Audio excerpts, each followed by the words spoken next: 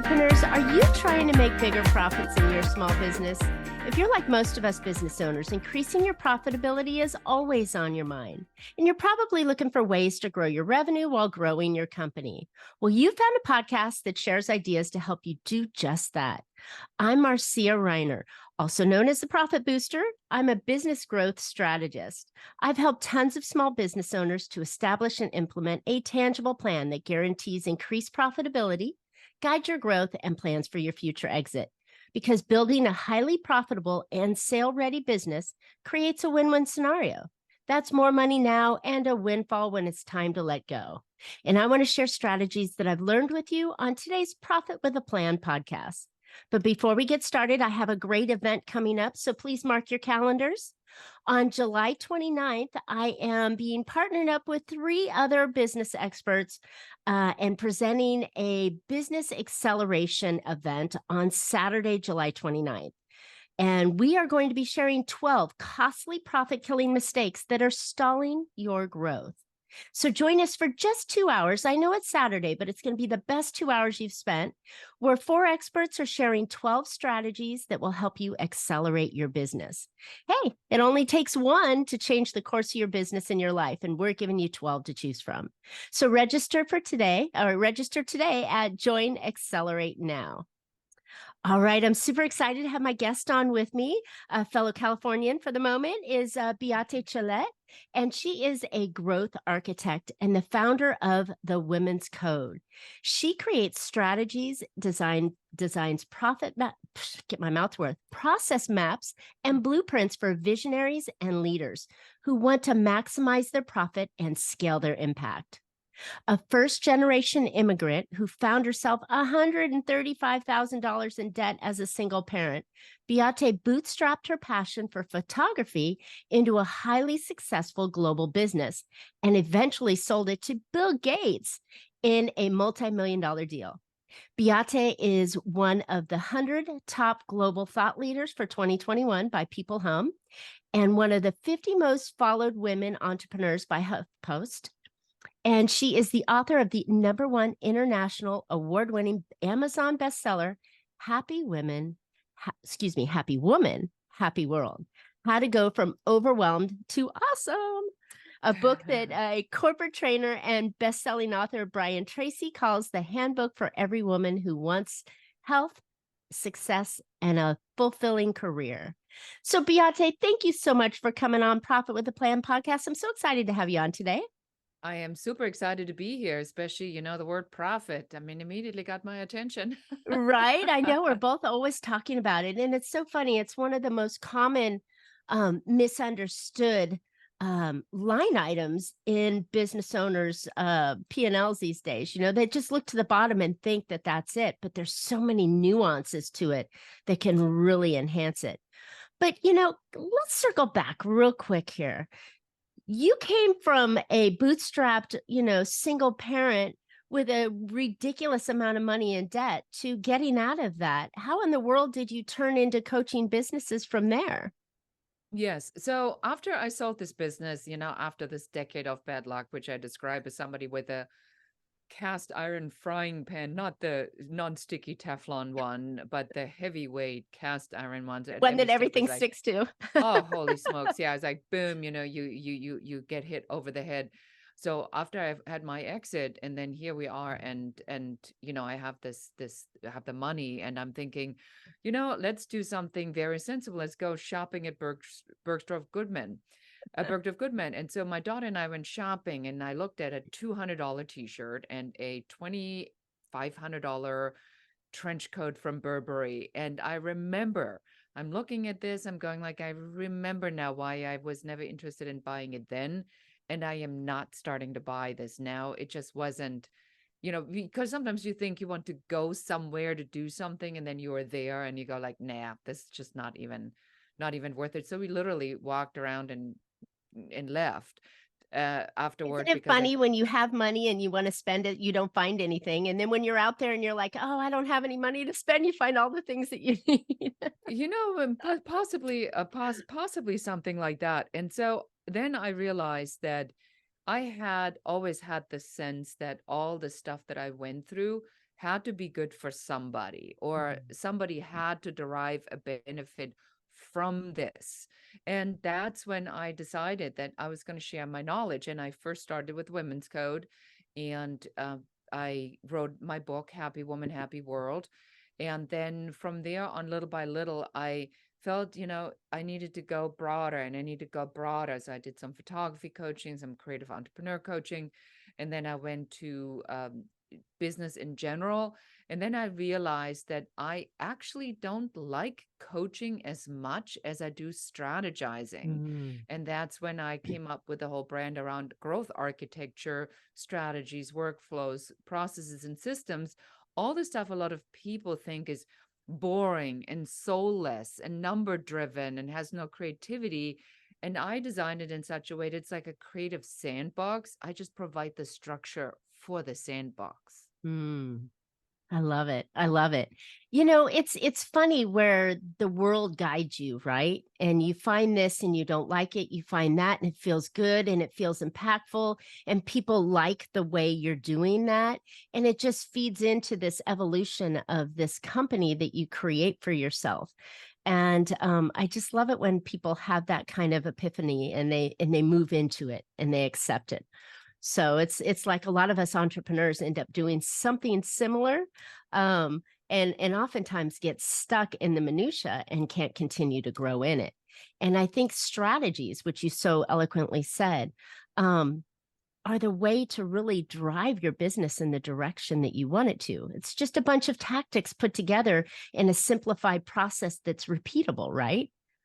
Yeah, I mean, you have to look at it from a perspective of, what is strategy? Like, how do I even define strategy? Well, strategy is the way in which you go to achieve a particular outcome. Mm. That means that in order to have a strategy, you must have an outcome or a strategy well defined. So that goes now back. If you look at any of the mindset teachings, what does everybody say? Visualize your outcome. If you look at a scientist, or if you look at somebody, anything in nature, when the bear gets hungry, the bear gets food. The decision is made because an event happened, and then the action follows. So we have to remember that if it exists in a law, in nature, in spirituality, in life, in the world, then these laws apply to us as well. That means we need to first have the goal. So Love it. now, if my goal is to run a business, that's not really a goal. That's an action, right? So go ahead, run your business. If your goal is to run a $1 million business with a $500,000 profit, Mm. now we can design a strategy, which is the path that will get you there. But that's, I think, why people, I think it's almost like when people don't want to look at their numbers or their spreadsheets because the numbers are bad, and they don't prefer not to look because then they don't know how bad it Yes. is. Exactly. I think strategy is very much the same way. People don't want to talk about it because they don't have any. Mm. That is probably the biggest correct answer I've heard in a long time. That business owners, they fly by the seat of their pants through business. I preach, you got to have a business plan, and your plan is a working plan that you're going to, it's a living, breathing document that should have, prime real estate on your desk that you're referring to regularly. When others are just like, okay, I asked on Thread yesterday morning. It's Monday morning. What's the first thing you do when you get into the office? And it's like the strangest answers come in. And if you know the plan, you know exactly what you should be doing, then you have key metrics that do it. I mean, it snowballs, right? And Yes. you got And to have the plan. you Where am have to I have the going? plan. How am I getting there? I like that that you also say what are the metrics that you're measuring. Now a KPI, a key performance indicator, is a metric. So sometimes when people throw big names like this around, then there's another wall up. Oh my gosh, in addition to strategy, now we're talking about all the other stuff. But you got to think about it this way. Like in your personal life, if you want to lose weight, you know that your calorie intake has to be lower than your calorie burn. So you have two It's options. You law. eat less, you burn more calories, or you now apparently have the option of taking a drug, which of course most people will prefer because then it doesn't include any work. If you want a better physique, you can go do the work at the gym, or you can go get surgery, which is why a lot of people get surgery because they don't want to do the The work. work. Yep. Then we go to business and people say, I want to make a lot of money. And then they fail to set the basic principles. And the basic principle for entrepreneurial freedom is, what is it going to look like when I get there? Mm-hmm. Because if you don't do that, then you become a slave to your business. Then the business is the master and you are the slave. And then the Yes. business requires you to come in on Saturday to post photos of cats skiing because you desperately need your likes, because by now you've upset your entire family so much that they don't want to be around you because you're intolerable, Mm. because you're so miserable and angry because your business is not working. So you try to do all these crazy actions. And so when we talk about entrepreneurial freedom or about strategy or about all these performance indicators, it's like, where do you want to go? How do you measure your success on the way there? And then what are the actions that you need to be taking now to get there? And I'll give you an example. I spoke to someone and she said to me, I have an online course about financial fitness. I said, that's great. She says, I want 100 million people to take this online course. Great. It's $5,000 a pop. Okay. So how many people do you believe are buying a $5,000 financial fitness course that's completely self-guided? Very Okay, few. very few. So now if you want 100 million people to invest $5,000 in this, what is your multiple of lead generation to achieve a conversion rate of what, typically 1 to 3%? So now you're looking at what, 1 billion leads to get That's to that easy. point. So I said to her, so how are you going to get there? Mm-hmm. And I think that that's when we throw these numbers around, that we don't Yeah. have a sense of what the realities are. There's metrics, approximate metrics for most everything already out there. So a Exactly. typical opt-in rate, when it's really good, is around what, 20, 23%. If If it's you're lucky, yeah. normal, yeah, if you're lucky, if it's normal, it's what, around 10, 12, then your conversion from that goes down in the single digits, if people even show up because they're zoomed out. So you have to really think about this. It's like, how are you going to make that goal then happen and then take those actions? That what's create the profitability and the freedom. I love it. I love it. And freedom goes away so quickly in the entrepreneurial space. I mean, correct me if I'm wrong, but I doubt it. We started our companies as business owners because we had this idea that we could do something better or different, right? And we had this dream of this lifestyle that the business owner would have. And the reality is that we're sitting here struggling, wearing a dozen different hats, trying to, work 60 hours a week for the worst boss in the world, us, and being the worst employee in the world, us, and making close to whatever it is. And sometimes it's near minimum wage, when you put the hours in to birth this dream. And I think that it would be so much easier on the entrepreneur, the ideal consumer, their family, everybody around them, and the stress, and giving them the freedom that they so wanted if they simply worked from a plan or a strategy. Yes, 100%, because then you can design which portions of this plan you're going to do. You know what the markers are. When you hit a marker, a certain action happens. So when I get to $250,000, I am now going to hire a salesperson. When I get to 500,000, now I'm going to hire operations or a controller. So you also want this strategy in place to help yourself. I had somebody who I spoke to, sometimes these things are really weird. And he says, like, well, all we do is work. I said, okay, what's the revenue? He says, well, it's me and my wife, we are at about 2 million. I said, well, that's about as much as you can get to, because that Two people. about a million a person is burnout formula. I Mm-hmm. mean, that it just is. And then he goes like, yeah, but if I hire somebody, I have to give up some of my profits. And I had the same face that you are having right now. is like, are you building this so you can be enslaved to every Quality of profit life. to quality of, so is that all you do? Well, no, we do everything together. Me, my wife, and our kids, we travel everywhere together. We work together, we live together, we sleep. I said, sounds to me like there's a cost savings plan. So at 2 million in revenue, I would expect that you put some sort of scaling method in there, unless this is the model that you designed. Right. And then they got angry with me because they didn't like what I not. said. So I think, there's nothing wrong to say, I have figured out how I can maximize my profits with the model that I have set up in this particular way. And I don't want anybody else from the outside to come in. Mm. That's okay. Then be happy with your enslaved lifestyle and your limited or your ceiling on the income that you produce.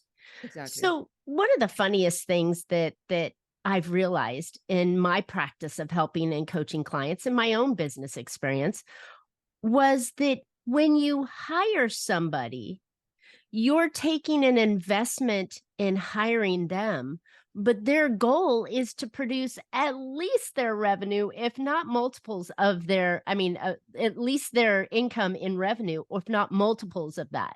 So when you hire somebody, they're not eating away at your profit. They're actually generating at least their income. They're paying for themselves. So to be limited minded in a business and being blocked at 2 million, that's your own doing. I was absolutely shocked, because I'm going like, great, you're right there. You can afford to hire somebody good like me to come in and help you put a plan and a structure in place and figure all of this out. And then he goes like, yeah, but then I have to pay you, and then you're gonna tell me to hire people, and then I'm gonna lose all my profits. I'm like, oh, that's an unusual mindset. Yes. Yeah, definitely unusual. Again, not everybody is designed to think like a business owner. And No. that's where folks like you and I come in when we're consulting with our clients.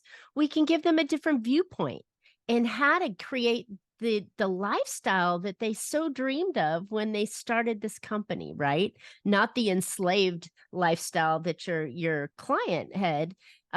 It's crazy because that's probably the number one goal. I want to have a lot of money and I want more freedom.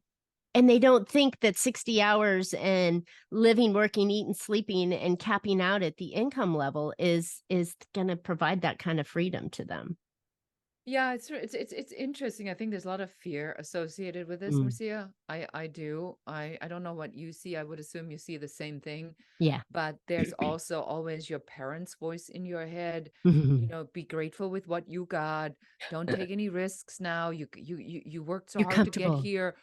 Be comfortable, protected.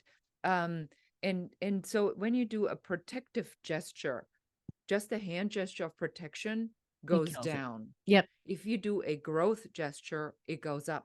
So just the thought of protection means that you're pushing the energy downward. It already is limited in its growth. So protection in business kind of is a tough one, because is there any safety in the market right now? Was there any safety before COVID in the market? But people forget so quickly. They say, oh, I just wished it was back to when it was before COVID. You complained just as much before COVID. Exactly. I think it was harder before COVID. I think that there's, technology and lifestyles and, the acceptability of remote workforces and so on has opened up huge opportunities for business owners today that can think not even outside the box, right on, just continuing as status quo, that there's so many more opportunities, especially in the labor force to gather and grow. But something that you said that kind of hit me. If you're not growing, your company's dying. Mhm. And it's like that in any kind of situation, even your bank account. If your bank account is not growing with interest, then you're actually losing money against inflation because the cost of goods and services are more expensive than they were last year. And so we have to constantly think in our business, if we're not growing, we're dying. So Well, you we're it's also a principle of a principle in nature. exactly. And we're not talking about market domination and taking No. over the world and becoming the next Amazon. We're talking about continuously innovating, thinking of improving processes, finding additional customers, growing the revenue to offset and fulfill your needs and dreams, the needs and dreams your company provides in the community, and so much more. But you must continue to grow or sell the thing and get out of there. Yeah. You're absolutely correct. I think it's a very important concept to recognize that if you think that there is a there to get there, there is no there. No, it's a treadmill. It's constantly going. Uh, Marathon, sprint, whatever, yeah. ultra marathon. Or the little rat running around or hamster Exactly. running Yes, on the wheel exactly. going nowhere. I hope not a Um, hamster wheel. I hope you guys at least outside and running an ultra marathon, right? exactly. That sounds fantastic and growing and driving. But yeah, so when we're talking to business owners and we want to keep them in that growth mindset, how do you shift that for them? I mean, mindset is everything. And I think if you need your mindset shifted, you're probably not the right person to be an entrepreneur. But at the same time, we need to keep that growth mindset going. So, how do we do that? Well, I think the first things first. So, mindset is a daily practice. There is no ifs or buts around that. Even the best of us who have had success or exits or have mastered mindset to a certain degree, even the greatest spiritual teachers, it's a daily practice. Mhm. Why? Because there is a internal program, our DNA, what runs in our blood, the memory of everything that was before, our functions of our reptile brains of protection, looking for the enemy, fight or flight, our programming from our parents that, was put into our brains before we were 7, before we had any ability to reject any thought. All of this stuff is constantly running in your system. So unless you do this on a daily basis and you remind yourself, what is the truth in this? What is the truth here today? It's possible somebody's doing it. If somebody's doing it, it's possible, therefore, for me too. So if it is possible for them and it is possible for me, then the question isn't, can I do it? Then the question is, how can I do it? All right. So what are the actions that I need to be taking to be going into this? So when we talk growth, to answer your question, you need to think about, who do I need to become Mm. to be that person that runs the million, 2 million, 5 million, 10 million, 100 million, or $1 billion company. Because what Elon Musk does is probably very different from what a lot of our listeners are doing. He's not going to look at cats skiing. He isn't posting social media things unless, on Twitter, which he just spent $40 billion for. I was just But gonna say, unless he's ruining his company. well, and that should tell you, on, is that a good, was this original a good spend of his time? And I think the answer is now here. No, it was a terrible use of his time. But at least he has some sort of a self-awareness and realized that was a bad idea. Not of course before opening the door wide open for the For Zuck to come competitor, running in with for red. Zuck to go like, we got him by the throat. So but let's look at a Mark Cuban, or let's look at like a Richard Branson or a Bill Gates, or anybody who performs at a really, really high level. They have a very good, strict routine, what they eat, who they work with, their coaches, their performance coaches, their nutrition coaches, their relationship coaches. They are, you know, they have help in all the areas that they already identified that they're not good at, because they understand that is a daily practice. So Mm. you now think that you can, with the education that you have, with a couple of years of college that you have, with the 5-10 years of business that you have under your belt, can now emulate the behavior that somebody who's ultra successful has without studying that or learning that or becoming that. You're mistaken. You're deluded. Mm-hmm. So even and I have had a multi-million-dollar exit, even I have to remind myself every single day. I have a manifesto, right? I have my manifesto right here Love it. that I read every day, and it talks about what my weight is, what my relationship looks like, what my business looks like, because I want to remind myself every day, this is who I am. This is who This I is the future vision. choose. Yes, to be. And then Wow. what do I need to do to become that? Wow. I love it. And it's so important because growth, like I said, if you're not growing, you're dying. So you got to be growing, but you got to have that direction in front of you. And I love that you have it in a manifesto and you encourage your personal life and your business life, because we're not one or the other. We're both. And oftentimes they get intertwined. But it's the things that we want to drive us and move us forward. If you put that, I guess it's the carrot, right? You're dangling the carrot in front of you, right? You're hanging that there and you're saying, this is what I strive to become as a company, as a person, as a wife, a mother, a friend, spiritually. This is what I've decided I want. And the best and shortest path to get there is to have a roadmap, a blueprint, a strategy that says, I'm at A now. I want to go to B. GPS says I need to make 3 rights and a left. There Easy. it is. Now go Easy. make 3 rights and a left. Exactly. And if if we think about it like this, it's not difficult. Mm-mm. It's work, but it's not difficult. So you don't have to reinvent this. There are people out there that have mastered this, that are very good at what they're doing. Lots of coaches and consultants. Why having to prove to yourself that you can do this all by yourself if there are other people out there that can help you? Agree. It's funny. Athletes all have coaches, right? We all More than have, one. More than one. yes, we all have people, even your friends that you go to ask for advice. In business, now that we're talking about coaching and consulting, in business, you should have many people you ask for guidance from, whether it's paid or mentored or, educated, that you get through. You ask for advice to grow because many people have done it before you.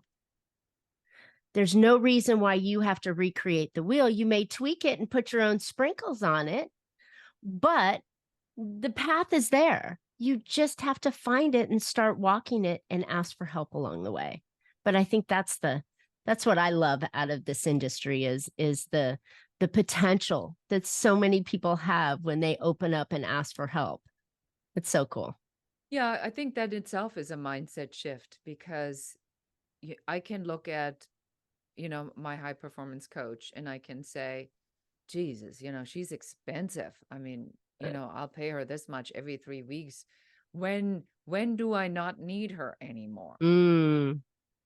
But the way I look at it is, look how far I've already come with her, right? And for me, because I've been a hard charging alpha my entire life, one of the reasons I wanted to work with her is because I really wanted to get in touch with, I don't want to say the feminine side. That sounds not quite right, but really tapping into some of these aspects that sometimes get lost when you're in fight mode your entire life, especially Hmm. as a woman, and say where can I soften? Where do I where can I be just woman? Where can I ask for help? Where do I not have to make all the decisions? Where do I not have to be in charge?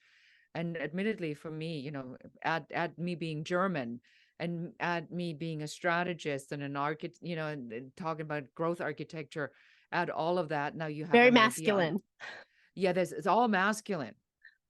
And I choose to soften that, because Mm. I felt that in order to have a good and successful relationship, I needed to learn on how to pull myself back. And I'm not always good at it.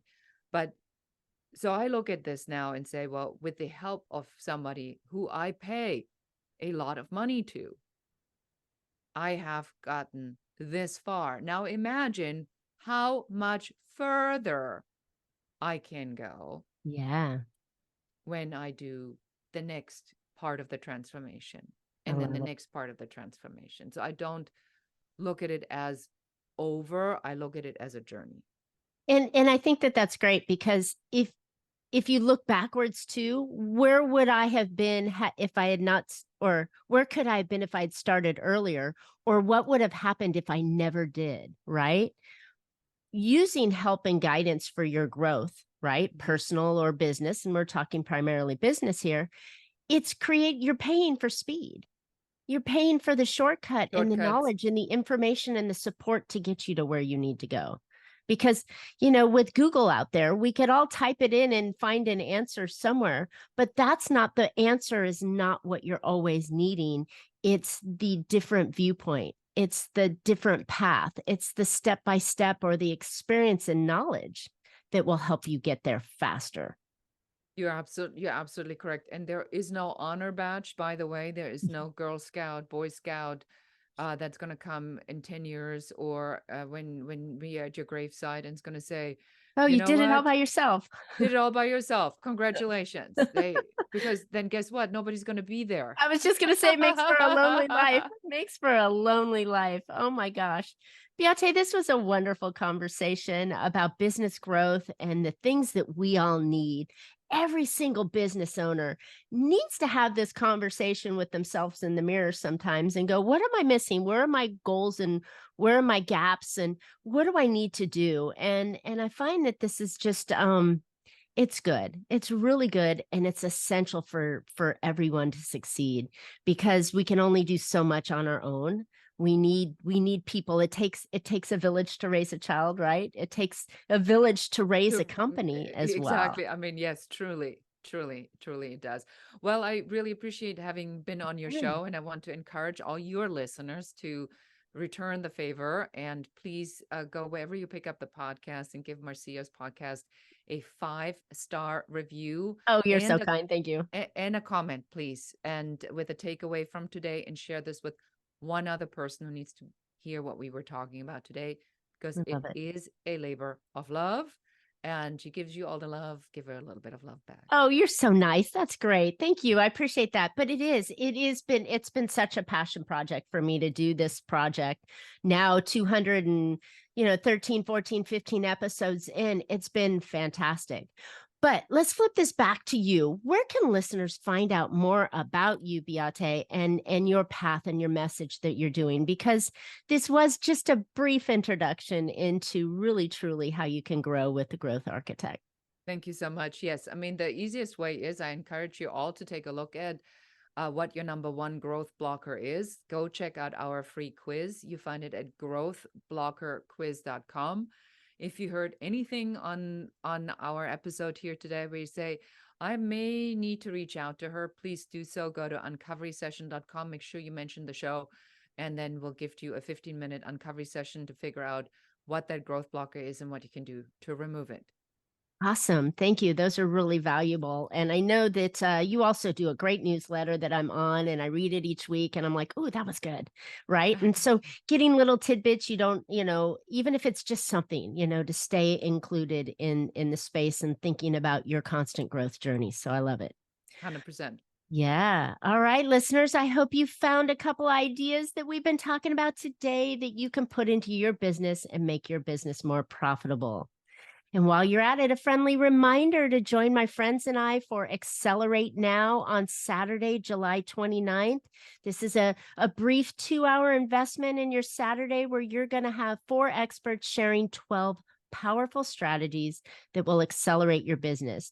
And again, it only takes one to change your life and your business.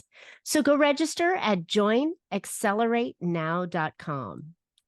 And Beate and I would love to hear your questions, feedback. Tell us what your growth problem is, or maybe what the last thing you did that gave you a big boost, or some big aha that you got out of the show that you want to put into your growth plan. So comment on today's podcast. Let us know, and Beate and I will comment back on your feedback there. And while you're at it, please subscribe. You don't want to miss future shows. And you can catch Profit with a Plan on any of your favorite podcast players. And we're looking forward to more great profitable information on next week's show. So until then, make your plans and profit with them. Thank you so much, Beate.